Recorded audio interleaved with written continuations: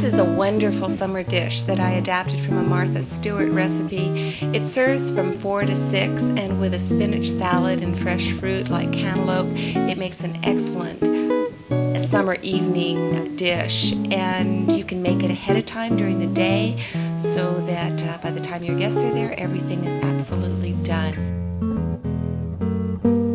You want to start with a round symmetrical loaf. I use sheep herder's bread, but you can use any type of bread you like sourdough. Any nice fresh loaf of bread will do. You start by scoring the bread in horizontal slices because you're going to make layers that you're going to stuff with wonderful ingredients. I slice these slices about 1.5 inches apart.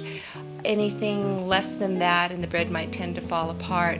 So you just score around it. You make a circle and then you cut through with a sharp, long, serrated bread knife. Also, when you slice the bread and set it back on the loaf, you want to set it the way that you slice it, kind of like a puzzle. You want to put the pieces back together the way you found them.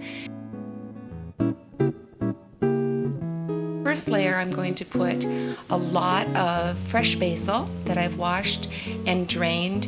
Make sure that all of your ingredients are as dry as possible so that it doesn't get the bread soggy. I'm going to use goat cheese and also some Italian parsley. So this first layer has crumbled goat cheese. I used 4 ounces for a loaf this size, and the basil, the parsley, and now the vinaigrette dressing. The other ingredient I'm going to put on this layer is sun-dried tomatoes that I buy out of a jar and then just slice kind of in juliennes in slices and just put those on there too. I try to put ingredients on each layer that I kind of think naturally go together. Of course, all the layers in this whole meal go together, but there's some that just seem more naturally right than others, but you can choose what suits you. The second layer is meat. Starting with prosciutto, a salty Italian ham, then salami. You can use Genoa, which I do, or cotta salami, whichever you prefer. Also, fresh tomatoes, which have been drained. Make sure you kind of squeeze the juice out of them. You don't want them to be soggy. I also am adding bell peppers, red and yellow, for color, and also they add a nice sweetness. Here, I'm not adding oil to that second layer because the peppers have enough oil themselves, but to this layer I'm going to add a little olive oil again before I layer on slices of nice honey-baked ham, and on top of the ham I'm putting artichokes that I've purchased out of a can and sliced about 1/2 inch thin, marinated in the same vinaigrette dressing that I used for the loaf. Again, drained. Make sure that it's fairly dry. Just layer on the artichokes. They add a wonderful flavor to this meal. On top of the artichokes, add some nice sliced red onions, fresh red onions. On the last layer, you can add whatever ingredients that you might have left over that you didn't fit in the other layers, but you also want to make sure to add these wonderful portobello mushrooms, which I've sliced about 1/4 inch thin and then sauteed in olive oil with a little bit of salt and pepper. They have so much of their own flavor. On top of that, I'm adding provolone cheese.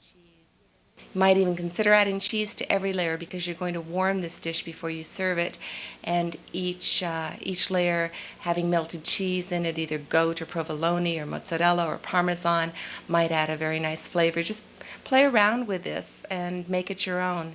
I also have a little leftover prosciutto, so I'm going to put that on as well. You can see that this is very, very tall and would be hard to eat as it is.